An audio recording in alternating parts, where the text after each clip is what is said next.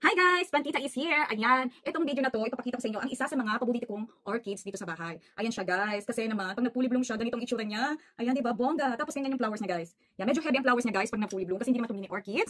And I love it, yung orchids na to, kasi ang kinagandahan, every year siya nag-bloom. And because of that, every year siya nag-bloom, at every year din siyang may 2 flowers pa. Kaya naman bongga siya talaga pag nag-bloom. And anyway, nilagay ko siya dito, so matagal na siyang nakalagay sa flower pot na to actually. Tapos meron siyang self-watering pot, ayan. Meron ako dyang parang tali ba yan, ganyan. So nilalagyan ko siya ng tubig, so yan, hindi pa yan siya totally dry. So nilalagyan ko siya ng tubig pag dry na siya, pag wala ng moisture dun sa ilalim. And gusto ko to guys, kasi nga iba talaga siya. So kung every year siya nag-bloom, every year din siyang healthy. And talaga may kitaan mo siya ng, how do you say it, ng maganda. Kasi nga iba yung bulaklak niya, super ganda. Ayan siya, di ba?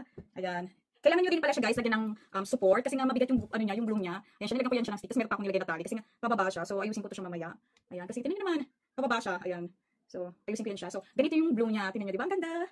Ayan, ang importante guys sa inyong orchids, kailangan talaga ng light. Yung pinaka-importante para mag-photosynthesize siya. And water din guys. And syempre, huwag natin kalimutan ang fertilize. Yeah, pag-fertilize nyo. Ayan. So, actually guys, medyo paiba-iba ako ng schedule ng fertilize. So, depende yun kasi minsan kasi nakakalimutan ko na mag-fertilize. So, ganyan. At saka normal yan guys, pag nakita kayo ng yellow dun sa pinakababa ng orchids nyo. Ayan siya. Normal yun na yung mga old leaves ay nagiging yellow. Ayan siya. Tapos may kita nyo doon sa may, ayan, meron siyang new baby leaf na patubo. So, ayan. Yun guys, thank you for watching and bye!